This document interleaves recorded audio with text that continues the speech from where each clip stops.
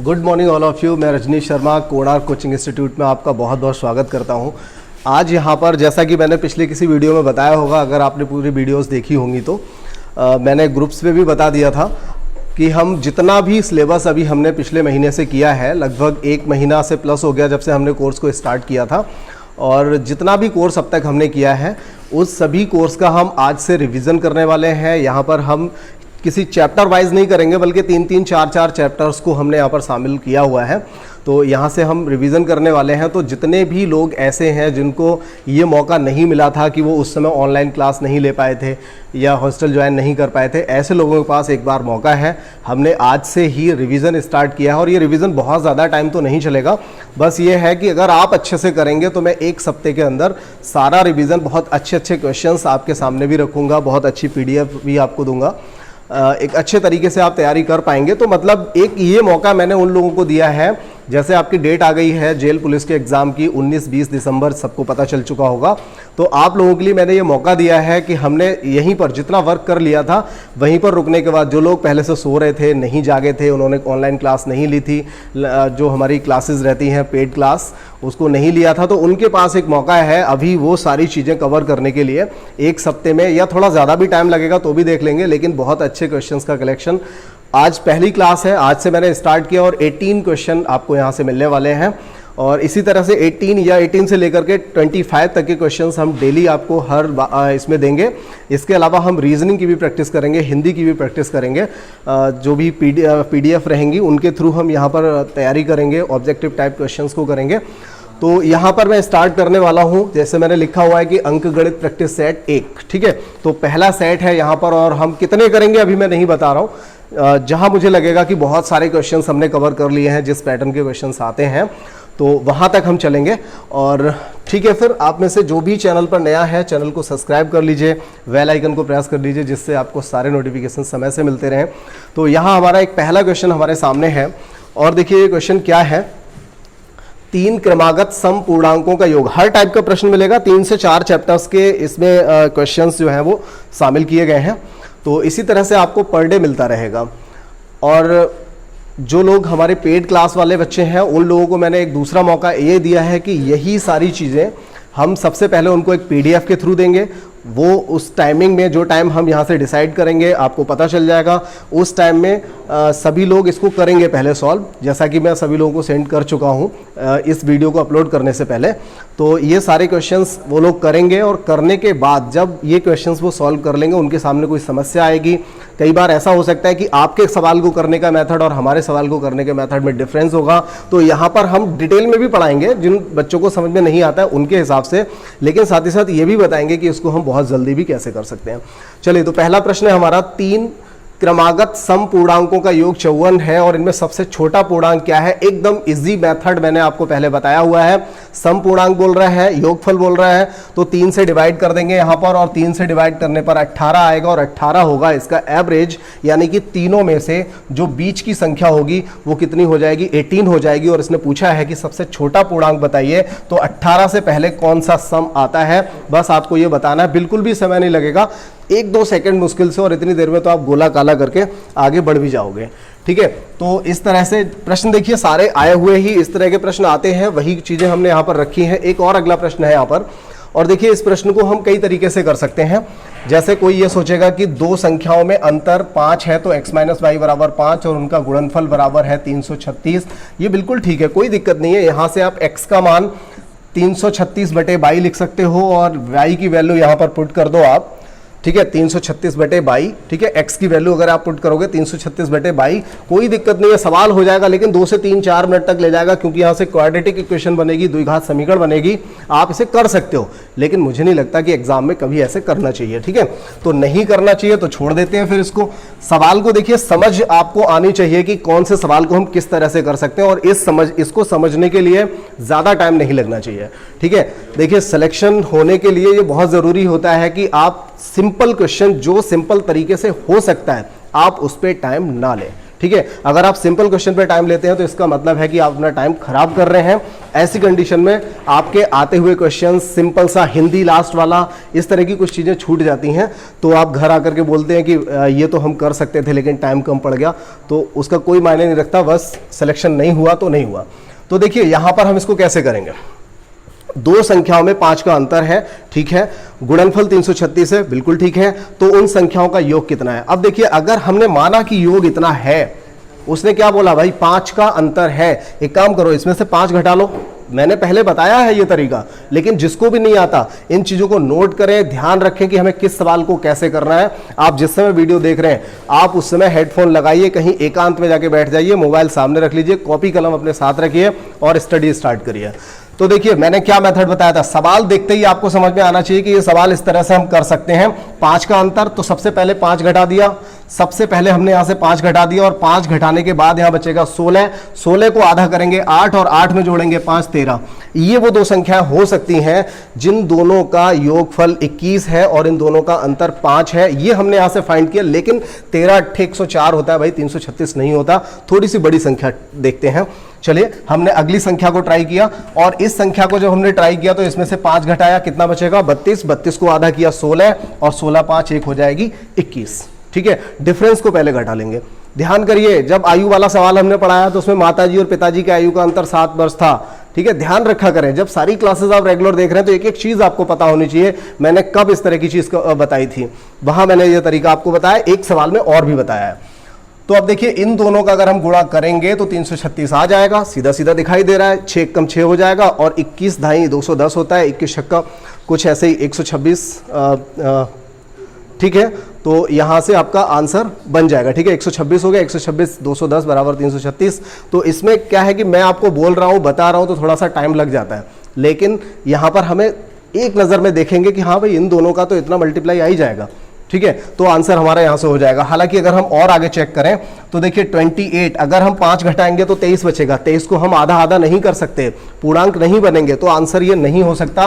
और इतनी बड़ी संख्या ये तो किसी कीमत पे नहीं हो सकती। 5 घटा के 46 बचेगा, 46 का आधा किया 23, अब 23 का मल्टीप्लाई आप 28 से करोगे तो 500 से भी ऊपर निकल जाएगा, यानी हमारा आंसर तो ये वाला ठीक है, मतलब 37 यहां से ठीक है। तो देखिए ऐसे सवालों में आपको लिखना भी कुछ नहीं पड़ता, बहुत आसानी से आप अपना आंसर दे भी पाते हो, ठीक है। बहुत ही कम लिखना पड़ता है क्योंकि जो चीज़ मैंने यहाँ पर लिखी है वो चीज़ आप खुद सोचोगे, क्योंकि आप प्रैक्टिस अगर अच्छी कर चुके हो आप सोचोगे और जल्दी से उसको कर दोगे।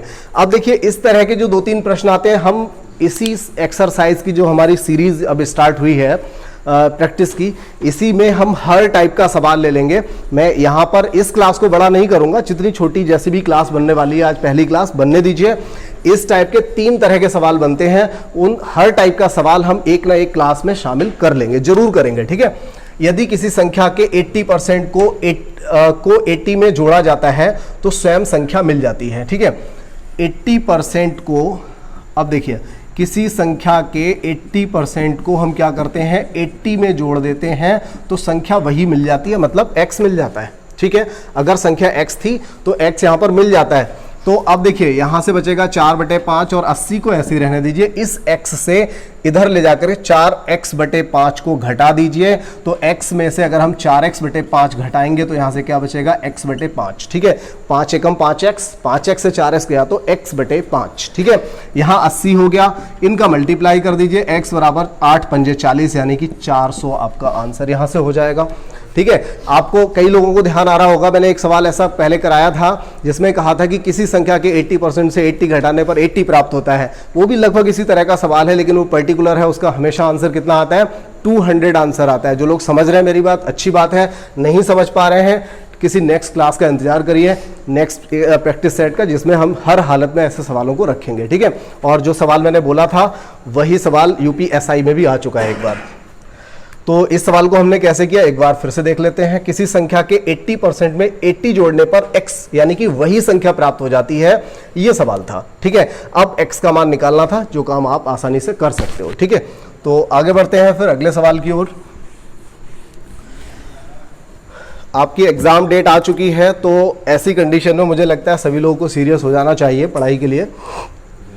देखिए अगला एक सवाल है हमारे पास और पूछा जा रहा है कि इनमें से सबसे बड़ी संख्या कौन सी है। इन चारों में से सबसे लार्ज जो संख्या, सबसे बड़ी संख्या है, सबसे ग्रेटर है, वो वाली हमें बतानी है। तो देखिए ये लिखा हुआ है 0.9, यानी कि 0.9 को हम चाहे तो 0 लगा दें, कोई फर्क नहीं पड़ने वाला, ठीक है ना, एक ही बात है। लेकिन 0.9 का अगर हम स्क्वायर करते हैं, 0.9 का अगर स्क्वायर करते हैं तो 9 का स्क्वायर कितना हो जाता है 81, ठीक है ना।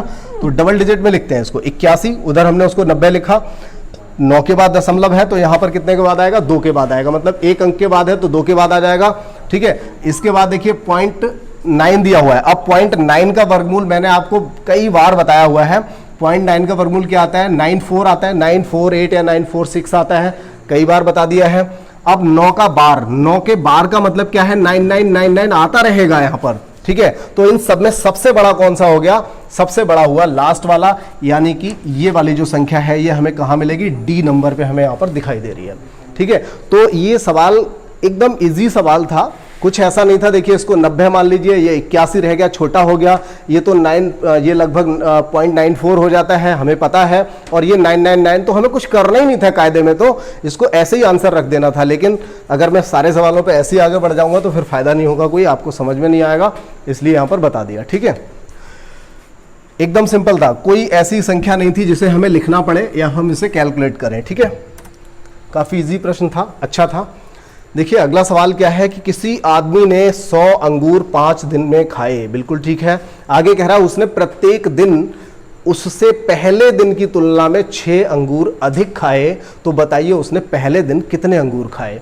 चलो भाई ठीक है, ये तो खा गया लेकिन हमें टेंशन दे गया है, देखते हैं। लेकिन कोई टेंशन वाली बात नहीं है, अगर आपका दिमाग घूम जाए तो आपको मन में आना चाहिए कि हम ये वाला मेथड लगा सकते हैं। क्यों लगा सकते हैं, क्योंकि हमें टोटल भी पता है, हमें यह भी पता है कि हर दिन के अंगूरों का अंतर कितना है 6 है, मैंने आपको बताया था एवरेज में, ठीक है। तो आप क्या करेंगे 100 को 5 से डिवाइड करिए, क्योंकि 5 दिन में खाए, यानी कि बीच वाले दिन कितने खाए 20, उससे पहले दिन 6 कम खाए होंगे 14, और उससे पहले दिन और 6 कम खाए होंगे 8, सबसे पहले दिन कितने खाए 8 अंगूर खाए, ठीक है।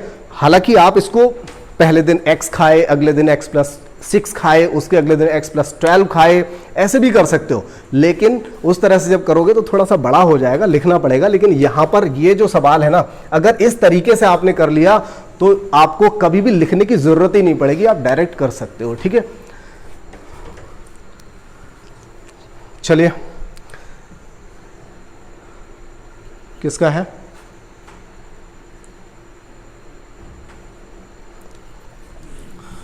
चलिए अगला प्रश्न देखते हैं।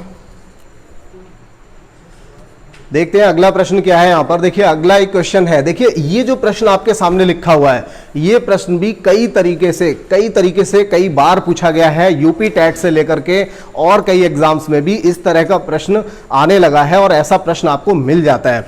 तो देखिए कितना लिखा हुआ है, कितने, क्या लिखा हुआ है, कितने 1/6 अगर मिल जाए तो 41 सही 2/3 के बराबर हो जाएगा, ठीक है। तो यहां पर हम क्या करेंगे, अब देखिए इसको हम बेसिक समझते हैं इसका कि हमें ऐसे सवाल को किस तरह से करना चाहिए। देखो अगर हम ये कहें आपसे कि कितने 2 मिलकर के 10 बना सकते हैं, तो आपका आंसर होगा 5। कैसे पता किया, इस 10 को हमने 2 से डिवाइड कर दिया और पता चल गया 5। तो यही काम हमें करना है, ठीक है। तो हर चीज का बेसिक समझा करें कि ऐसा काम हम क्यों कर रहे हैं। तो 41 सही 2/3 को हम क्या लिख सकते हैं, 41 तिया हो जाएगा 123 और 2 125, ठीक है ना। तो इसके बटे में हम क्या लाएंगे 1/6, और 1/6 क्या हो जाएगा, बटे में लाएंगे, गुणा में ले जाएंगे तो क्या हो जाएगा, उल्टा हो जाएगा, 6/1 हो जाएगा, 3 से इसको काट दिया, 125 दूनी 250, ये हमारा आंसर हो गया। पक्का बता रहा हूं, इस तरह का सवाल जो है कई बार सीटेट में भी, टेट में भी, बाकी और एग्जाम्स में भी ऐसा क्वेश्चन पूछा गया जा चुका है। तो ये एक चलन इसका चल रहा है। आप अगर प्रैक्टिस सेट देते होगे तो आप 10-5 प्रैक्टिस सेट में एक आध बार ऐसा सवाल देखते होगे, जरूर देखते होगे। तो ऐसा सवाल भी आ सकता है, और ऐसा सवाल अगर कभी गलत हो गया ना तो ये समझ लीजिए आपका बोनस अंक जो था वो चला गया, ठीक है। ये बोनस अंक है, मतलब बहुत ही सिंपल भी, और आपको मैंने बता भी दिया कि ऐसा क्वेश्चन आने की संभावना रहती है, ठीक है। बहुत ही अच्छे क्वेश्चंस हैं यहाँ पर जो लिए गए हैं। एक भिन्न जिसका हर 30 है, ठीक है, 30 तो भाई सब में दिख रहा है हमें, ठीक है ना, सभी में दिख रहा है। इसके बाद कह रहा है जो 5/8 और 7/11 के बीच स्थित है। तो ऐसा सवाल हमने किया था, ध्यान करिए, मैं आपको याद दिलाता हूं, मैंने एक सवाल बताया था आपको कि इन संख्याओं में से कौन सी ऐसी संख्या है जो इन दो, मतलब एक ऐसी परमेय संख्या बताइए जो 2/5 और 3/5, इन दोनों के मध्य में आती है। तो ऐसा सवाल भी हमने किया था, वही यहां पर करना है। भाई आपको करना क्या है, इन दोनों के मध्य आए, मतलब इन दोनों की वैल्यू के बीच में जिसकी वैल्यू आ रही होगी वही तो हमारा आंसर हो जाएगा। अब कुछ लोग क्या करेंगे, दोनों को जोड़ेंगे, आधा करेंगे। मैंने ये कब कह दिया कि बिल्कुल बीच में आ जाए यार, कहीं भी बीच में आ जाए। जैसे 40 और 60 के बीच में क्या आता है, 50 नहीं आता, 50 के अलावा बहुत कुछ आता है, 40 दशमलव समथिंग, 41, 42, 43, 44, 48, बहुत सारी संख्या आती है, कुछ भी आ जाएगा, वही हो जाएगा उसके बीच वाला। तो करना क्या है, करना यह है कि इसकी वैल्यू निकालनी है सबसे पहले। तो दशमलव लगाइए, जीरो बढ़ाइए, 8 छक 48, 2 बचा, 8 दूनी 16, 8 पंजे 40। और यहाँ से भी हमें दशमलव के 3 स्थानों तक निकालना पड़ेगा। सबसे पहले तो हमने यहाँ दशमलव लगाया, जीरो बढ़ा लिया, अब 11 छक 66 हो गया, फिर से हम 4 बचेगा, 40 हो जाएगा, और 11 तिया 33, और फिर 7 बचेगा, 11 छक 66। ठीक है ना। तो यहाँ तक हमने ये कर लिया भाई, 11 से काटा, 11 छक 66 हो गया, 4 बचा, फिर 11 तिया 33, 7 बचेगा, फिर 70 तक 11 छक 66 हो जाएगा।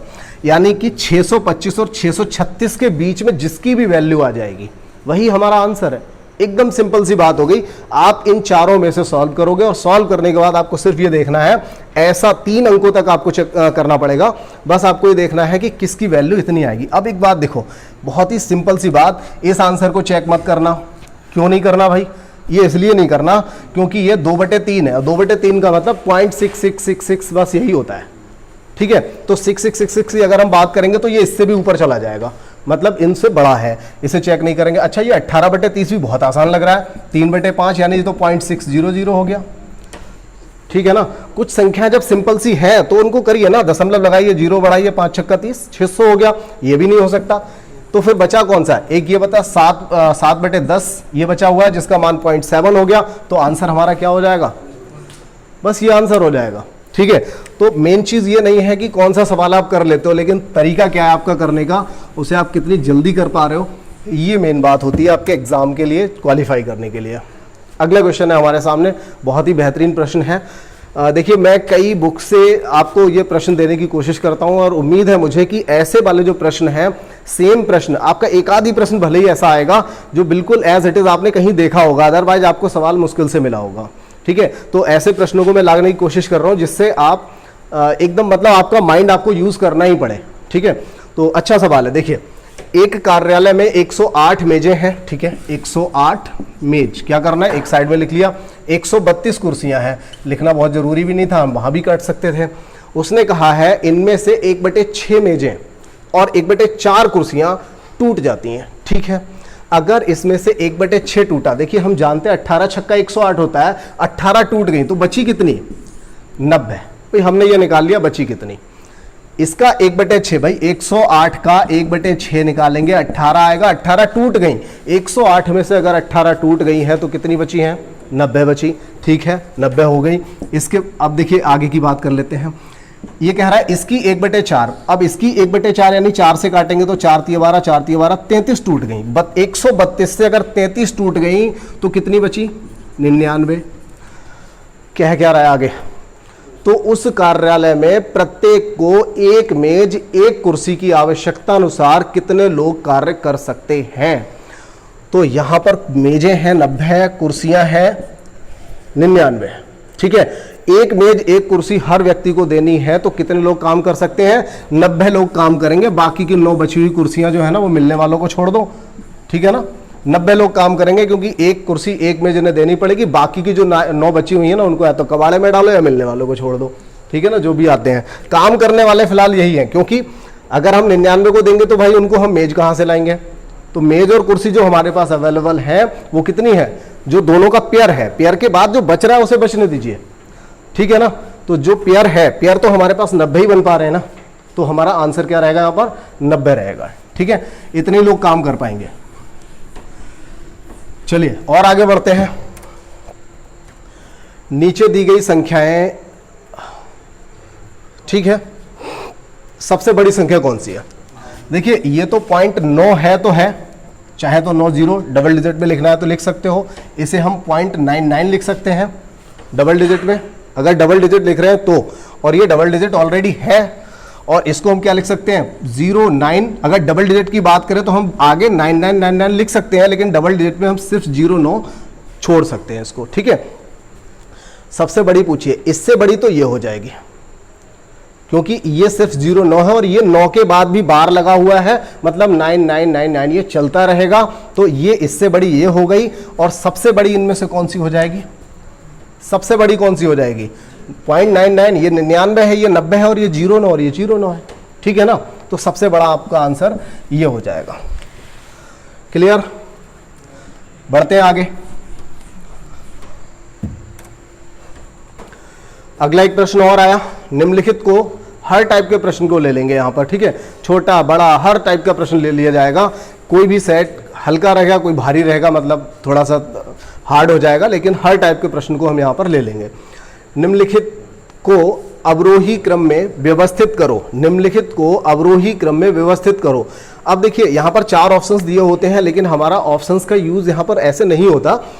ये जो 3 संख्या है ना, बस इनको आप सॉल्व कर लीजिए, ठीक है। हम यहां लिख लेते हैं एक बार, 7/9 11/33, देखो 11/13। देखिए इसको सॉल्व करिए। वैसे मैंने आपको पहले भी बताया है, इसके बहुत सारे मेथड हो सकते हैं, लेकिन मैं आपसे हमेशा कहता हूं आप मेथड पे ध्यान नहीं, डायरेक्ट वाला जो आपका सिंपल सा एक मेथड होता है जो हमेशा हर संख्या में लगता है, बस वही मेथड यूज करिए, ज्यादा अच्छा रहेगा। दशमलव लगाया, 0 बढ़ा दिया, 7 से काटेंगे, 7 चौका 28, 2 बचेगा, 20 हो जाएगा, 7 दूनी 14, ठीक है, 7 दूनी 14 और 6 बचेगा, 7 अट्ठे 56, 0.428 यहां तक पहुंच गए। इसके बाद ये वाली संख्या कितनी है, दशमलव लगाया, 0 बढ़ाया, देखिए 9 सत्ते 63, तो ठीक है यार, यही सबसे बड़ी आ रही है। बड़ी पूछी नहीं, आरोही अवरोही पूछा है। और ये कितना आ रहा है, इसमें तो आप सबसे पहले ही दशमलव लगा लोगे और दशमलव लगाने के बाद देखते हैं कितना बनेगा। हाँ भी, ये 8 बन रहा है, ठीक है ना। 13 अट्ठे 104, यानी कि सबसे छोटी ये, उससे बड़ी ये और इससे बड़ी ये संख्या। ये कह रहा है अवरोही क्रम में बताइए। अवरोही का मतलब होता है घटता हुआ क्रम, ठीक है। यानी कि हमें क्या करना है, ये सभी आरोही क्रम में तो ऑलरेडी लगी हुई हैं, हमने फाइंड कर लिया 4 7 और ये लगभग 8 के इक्वल हो रही है डेसिमल में, तो इसका मतलब है ये बढ़ते हुए क्रम में लगी हुई है। अब हमें क्या करना है, इसका उल्टा करना है। 11/13 पहले मिल गया, 7/9 3/5, सी वाला आंसर सही हो गया, ठीक है। तो ऐसे सवालों की आपको प्रैक्टिस करनी है। और वैसे तो ठीक ये रहेगा, देखिए जिन लोगों को जो पेड क्लास वाले हैं उन सभी को हमने ये पीडीएफ डेली हम भेजेंगे, उसके बाद ही आपको वीडियो मिलेगा, जिससे आप ये देख पाएं कि हमने जो क्वेश्चन किया था उसमें हमने कितना टाइम लिया था, कौन से क्वेश्चन पे हम अटक गए थे, तो उन क्वेश्चंस को आप देख सकते हो, ठीक है। तो ये सीरीज मैंने स्टार्ट की और कोशिश ये करूंगा मैं कि ये सीरीज आपकी बहुत आगे तक चलती रहे, लेकिन कम से कम रिवीजन तक तो हम इसे चलाएंगे और उसके बाद हमें बहुत जल्दी अगला भी जो बचा हुआ सिलेबस है उसको भी निपटाना है, और इसके बाद हम फिर से फाइनली एक बार फिर से सारा रिवीजन स्टार्ट करेंगे, ठीक है। तो देखिए यहां पर एक हमें प्रश्न मिलता है, √x/441 है ना, हम इसको 21 लिख सकते हैं, बराबर 0.02। अब इनका अगर हम गुणा करें तो √x बराबर 41 दूनी 42, जिसमें दशमलव कहाँ आएगा, 2 अंक के बाद आएगा।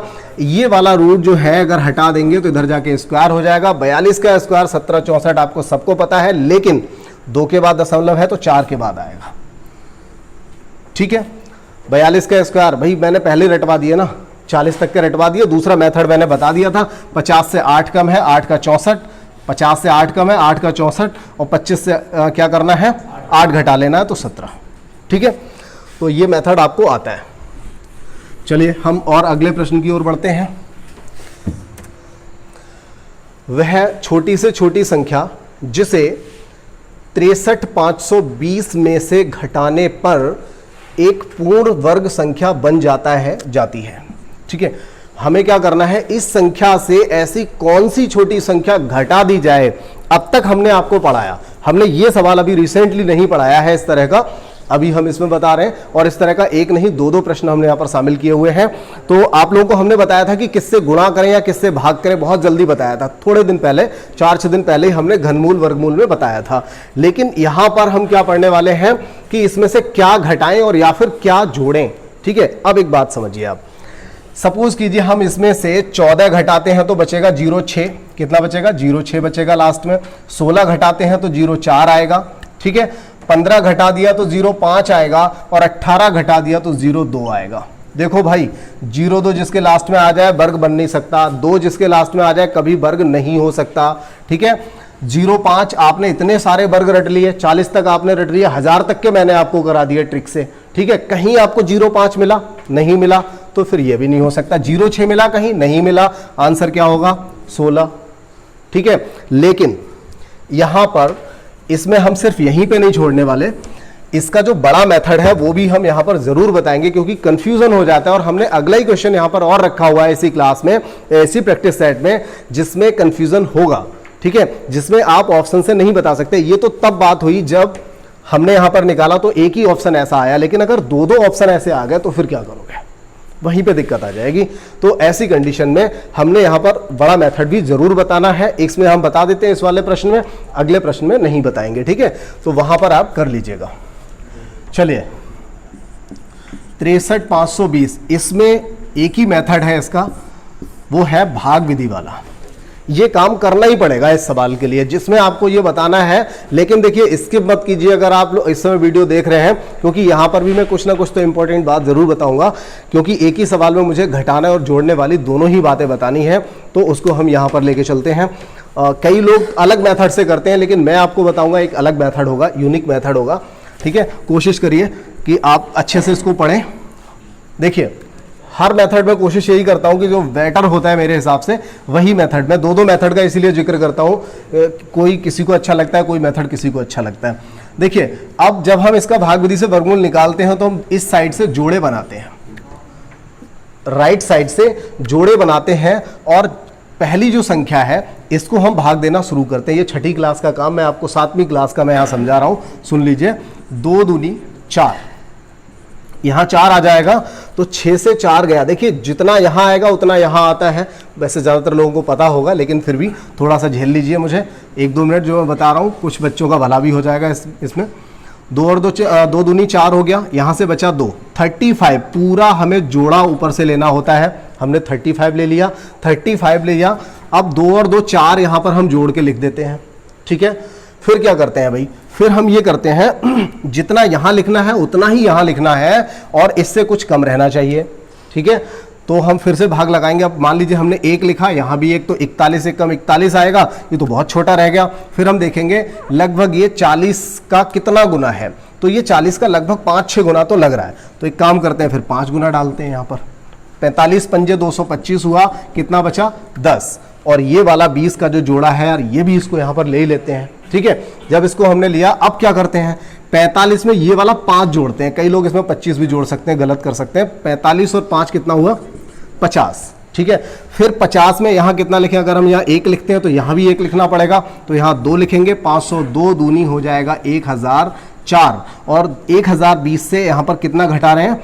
16। मतलब यहां पर कितना बच रहा है? 16 बच रहा है। तो मतलब ये हुआ कि जब हमने इसका वर्ग निकाला, तो वर्गमूल निकाला, तो 16 यहां पर फालतू था, यानी कि अगर हम 16 पहले ही घटा देते तो ये क्या हो जाता? ये संख्या पूर्ण वर्ग बन जाती। अब देखिए, कई लोग कंफ्यूज होते हैं। जैसे अगर पूछा जाता है कि बताइए कितना जोड़ा जाए, ठीक है, जोड़ा जाए, तो आप काम तो इतना ही करते हो।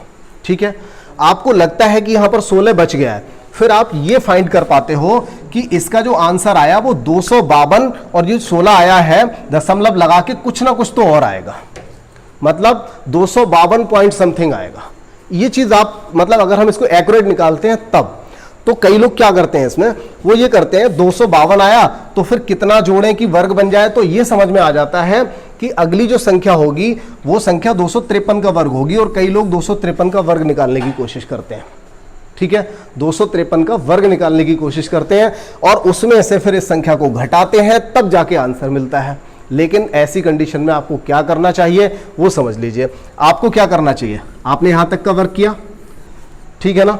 अगर आपको लग रहा है कि यहां पर 2 जाना चाहिए, ठीक है, तो आप क्या करेंगे, आपको पता है कि 2 ही जाना चाहिए, लेकिन आप फिर भी 3 डाल देंगे यहां पर। मैं उसकी बात कर रहा हूं, ये हमारा आंसर आ चुका है।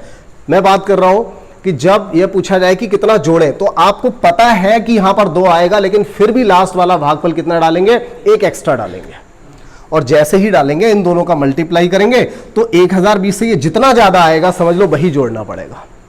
ठीक है, ऐसा सवाल आएगा, अगला ही सवाल आएगा और वहां पर आप इसको अप्लाई करिएगा। फिलहाल हमने आपको सिर्फ ये बताया था क्योंकि हमारा सवाल ही यही था कि इसमें कितना घटाया जाए, आंसर हुआ 16। ठीक है, चलिए जरूरत लगेगी तो फिर हम अगला भी बता देंगे, कोई दिक्कत नहीं, कसम नहीं खा रखी नहीं बताने की, खुद ही बता देंगे। ठीक है, देखिए आगे अगला सवाल 68,062,1 पूछा जा रहा है कि इसमें कितना जोड़ें की संख्या पूर्ण वर्ग हो जाए। ठीक है, अब देखिए कुछ लोग ऑप्शन से करेंगे।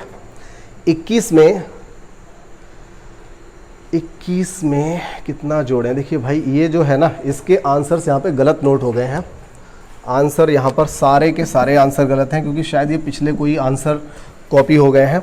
आंसर मैं यहाँ पर आपको और देता हूँ, 2, 3, 4, 5 इस तरह के आंसर ले लीजिए और या कुछ और चेंज करिए, यहाँ पे 8 लिखिए, थोड़ा और मज़ा आएगा क्योंकि ऑप्शन अच्छे बन गए। देखिए अगर हम यहाँ 2 जोड़ते हैं तो ये बनेगा, अगर 2 जोड़ते हैं तो बनेगा ये 23, लास्ट में 23 तो बनता नहीं, किसी भी संख्या का वर्ग करें तो लास्ट में 23 नहीं आता, बल्कि 3 ही नहीं आता कभी। 3 जोड़ने पर ये 24 बनेगा और 18 का वर्ग करते हैं 24 होता है, तो मे बी पॉसिबल कि 3 हो सकता है। ठीक है, 2 नहीं हो सकता। ठीक है, 4 जोड़ने पर 25 बनेगा, पॉसिबल है, हो सकता है। 8 जोड़ने पर 629, लास्ट में 29 बनेगा और 29 भी होता है, 729। ठीक है, तो ये क्वेश्चन एक ऐसा बना ऑप्शन के हिसाब से कंफ्यूजन वाला, तो यहां पर आपको यही मेथड यूज करना पड़ेगा। ठीक है, तो इस मेथड को करते हैं बहुत जल्दी से। क्या पढ़ेंगे, ऐसा भाग मतलब इससे छोटा वर्ग, कोई ऐसी संख्या जो वर्ग हो, वो है आपकी 64, तो हम यहां पर लिखेंगे 8 8 64, बचेगा कितना 4, 06 को ले लेंगे भाई यहां से, 8 और 8 16 हो जाएगा। अब अगर हम यहाँ 5 डालते हैं तो 16 पंजे मतलब 16 पंजे 80, ये तो 800 के आसपास जा रहा है। एक काम करते हैं, 2 डालते हैं तो 16 दूनी 32, यानी कि ये 324 बनेगा। 3 डालने पर ये 480 से भी ऊपर चला जाएगा, समझ रहे होंगे आप। जब 16 है 3 डालेंगे तो 16 तिया 48, यानी 480 के आसपास आ जाएगा, तो ये नहीं बनने वाला। मतलब ये हुआ कि यहाँ पर हमें 2 डालना था। ठीक है, अब यहां से देखिए कितना बचा है, 406 से हम 324 को घटाएंगे, 6 से 4 गया, 2 बचेगा, 9 से 10 से 2 गया तो 8 बचेगा और यहां पर 0 हो गया। ये 21 हम यहां पर ले लेंगे, 162 और 2 कितना हो गया 164। अब देखिए हमें ये पता है कि यहां पर अगर हम 4 भाग डालेंगे तो ही ये पड़ेगा। ठीक है, ये चीज प्रैक्टिस करेंगे तो आ जाएगा। तो 4 भाग डालेंगे तो आंसर आएगा यहां से, लेकिन कब, उससे हमें पूर्ण वर्ग मिलेगा पहले तो।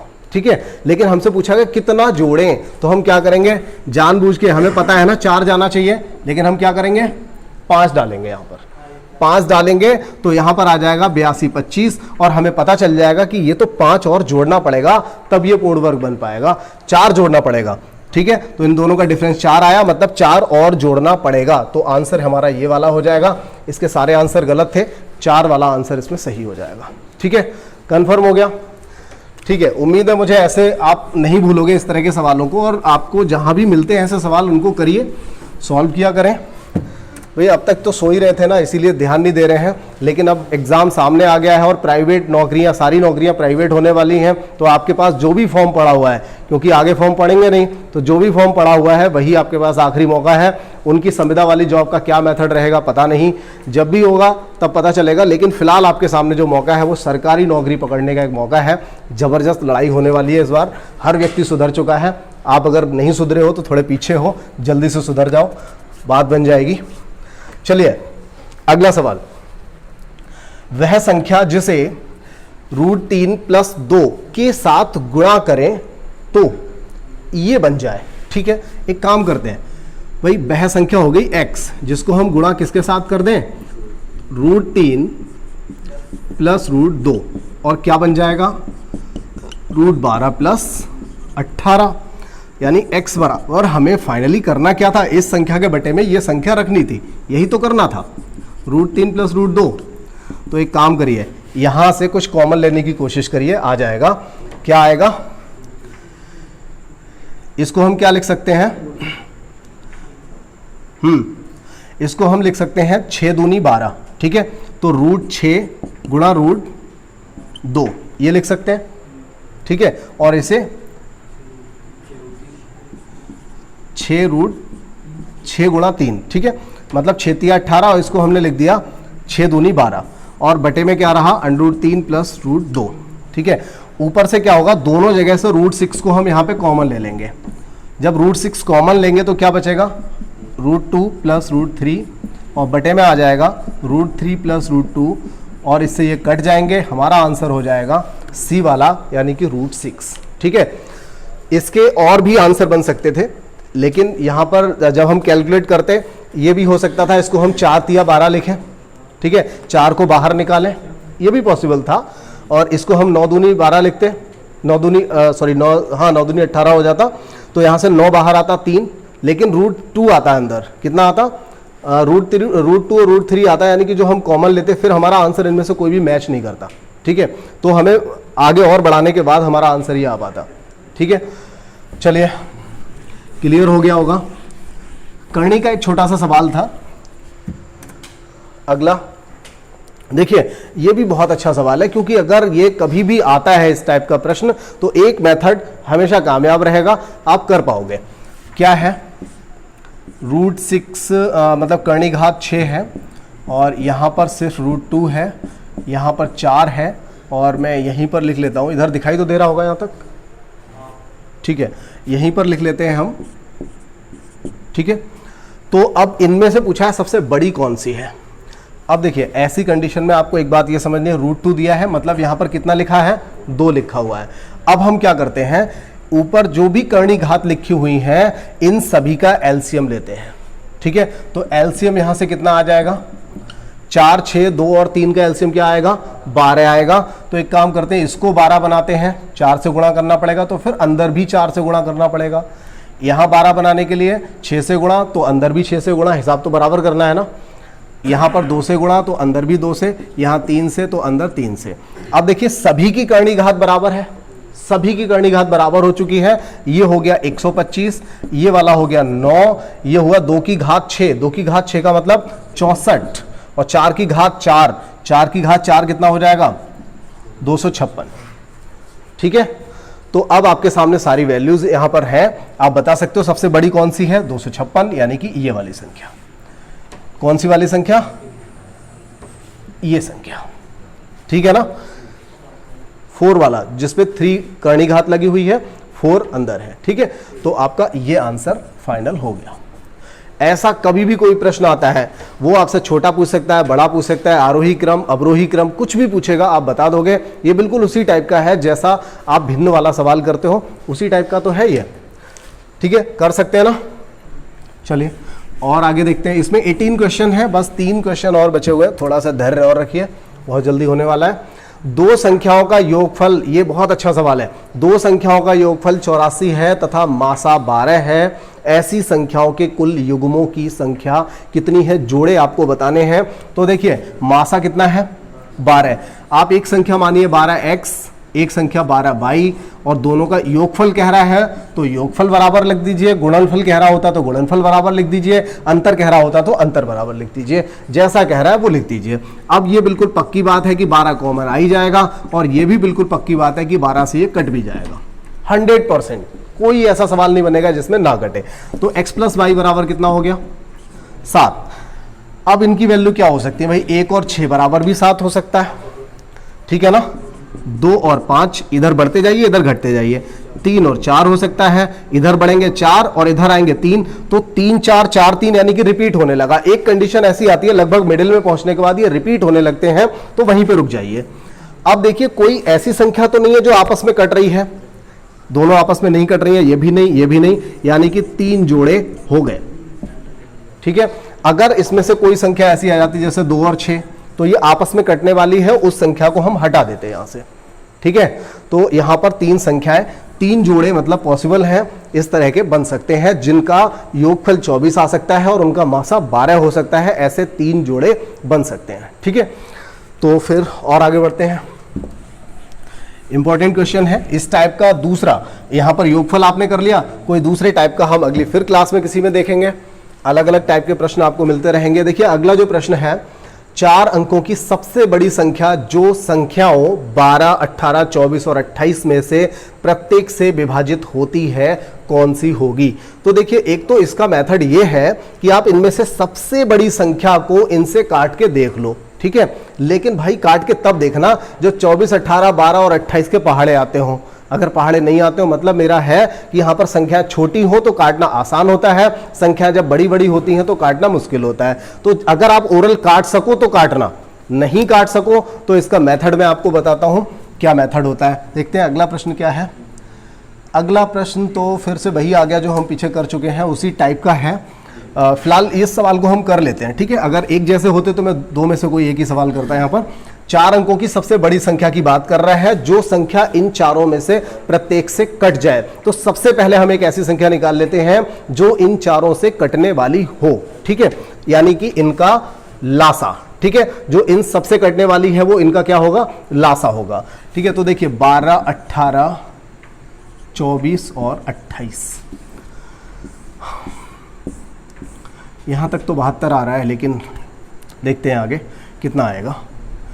देखिए इसको हमने 2 से काटा, 2 छक 12, 2 ने 18, 2 से काटा, यहाँ भी 2 से काट दिया, फिर 2 से 2 तिया, 2 छक 12, 2 सत्ते 14, फिर 3 से काट लेते हैं, 1 कम तिया दूनी, ठीक है ना। अब नहीं कटेगा तो देखिए 2 दूनी 4 तिया 12, 12 तिया 36 दूनी 72 गुणा 7, 7 दूनी 14 का 4 हो जाएगा, और 7 सत्ते 49 और 1 50, यानी कि 504 हमने यहाँ से एलसीएम फाइंड किया। 504 एक ऐसी संख्या है जो इन सभी संख्याओं से पूरी तरह डिवाइड हो जाएगी।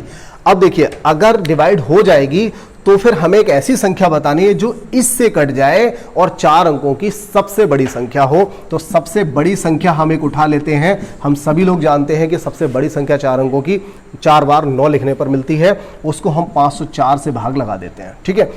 भाग लगाते हैं, 504 एक कम 504 आएगा, 9 से 4 गया तो 5 बचेगा, और यहाँ पर 9 से 0 तो 9, और 9 से 5 गया तो 4 आएगा। इसके बाद फिर देखिए ऊपर से हमने एक 9 यहाँ से ले लिया, ठीक है, 9 ले लिया, और 504 का देखिए फिर से कितना जाएगा, 9 भाग जाएगा यहाँ पर, ठीक है, 9 जाएगा, क्योंकि पूरा 10 जाता तो 5000 से भी प्लस हो जाता, 5040 हो जाता, यहाँ 9 जाएगा, तो 9 चौक 36 का 6 हुआ, और 9 जीरो का 0 और 36 का जो 3 बचा हुआ था वो हमने यहाँ लिख दिया। अब 9 पंजे 45, 9 से 6 गया 3 बचा, 5 से 3 गया 2 बचेगा, ठीक है, और यहाँ बचेगा 4, 423। अब देखिए 423 मतलब जब आपने इसे 504 से काटा तो 423 पता चला कि इसमें से शेष बच गया। शेष बच गया मतलब इसमें फालतू था, तो इसे घटाना पड़ेगा, फिर हमारी संख्या मिलेगी। देखिए प्रश्न ऐसा है, कई बार संख्याएं सिंपल हो यहाँ ऊपर तो बहुत इजी हो जाता है ऑप्शन से करने पर, लेकिन प्रश्न ऐसा है जो बहुत ज़्यादा आता रहता है, मतलब मोस्ट वांटेड टाइप का है, आता ही रहता है ऐसा प्रश्न। तो आप इसको जरूर अच्छे से करिएगा, इस तरह के और भी प्रश्न करिएगा, बहुत अच्छा प्रश्न है, आता है। तो यहाँ में क्या करना है, 9999 से 423 को घटा देना है, जो भी घट के आएगा वो हमारा आंसर हो जाएगा। 9 से 3 गया तो कितना बचेगा, 6। अब देखिए 6 वाला हमें एक आंसर मिल गया, लगाओ आगे बढ़ो, ठीक है। क्या किया हमने, एक बार फिर से समझिए, हमने इन सबसे कटने वाली एक संख्या को फाइंड किया 504, और 504 देखिए हम इन सबसे कटने वाली ढूंढ रहे हैं ना, इनसे कटने वाली हमें एक मिल गई तो इससे कटने वाली देख लो वही संख्या हो जाएगी। तो इससे कटने वाली 4 अंकों की बड़ी से बड़ी संख्या निकालने के लिए हमने क्या कर दिया, भाग लगा दिया, और यहां से हमें आंसर मिल जाएगा। अब देखिए आखिरी जो प्रश्न है उसका आंसर आप लोगों को कमेंट बॉक्स में लिखना है। देखते हैं क्या है प्रश्न, जरा एक बार देख लें। हाँ ठीक है, वही है जिसमें हमें क्या करना है, सभी कर्णी घात का एलसीएम लेना है और कर्णी घात को इक्वल बनाना है, और उसके बाद हमें पता चल जाएगा इनमें से कौन सी बड़ी संख्या है। ए बी सी डी में से कोई भी जो भी सही है। लेकिन जब भी आप कमेंट डालें तो आप क्या करेंगे, क्वेश्चन नंबर 1, क्योंकि आप लोग कमेंट कभी आगे पीछे डालते हो, मैं देखता हूं वहां पर, तो थोड़ी दिक्कत होती है कभी वीडियो के हिसाब से नहीं देखूं तो। क्वेश्चन नंबर 1 और आगे आप ए बी सी डी आपका जो भी लिखता है बन रहा है वो आपको यहां पर लिखना है, ठीक है, या केवल 1A 1B ऐसे लिख दीजिएगा, या क्वेश्चन नंबर यहाँ पर 18 है ना तो आपको 18A 18B कुछ ऐसे लिखना है, ठीक है, तो इस तरह से लिख दीजिएगा। तो ठीक है, आपको क्लास बहुत अच्छी लगी होगी मुझे उम्मीद है, और कैसी लगी एक बार आप बता भी दीजिए, और अगर क्लास अच्छी लगी है तो इसको शेयर भी करें, लाइक करें, और कमेंट करके एक बार ज़रूर बता दीजिए। और जितने लोग भी चैनल पर नए हैं एक बार ज़रूर सब्सक्राइब कर लें। आपको आगे सारी क्लासेस अच्छे से मिलने वाली हैं और पूरा हम प्रैक्टिस यहाँ पर कराने वाले हैं। तो अगर आपने पहले काफ़ी दिन से कोर्स अपना छोड़ रखा है तो एक बार आप कांटेक्ट करिए। अगर पेड क्लास ले लेते हैं तो आपको ये सारी क्लासेस जो रिवीजन वाली क्लासेस हैं ये भी मिलेगी और इसके साथ साथ आपका अभी भी हम पूरा कोर्स यहाँ पर आपका निपटाएंगे। चलिए ठीक है, अगली क्लास में मिलते हैं अगले सेट के साथ। धन्यवाद।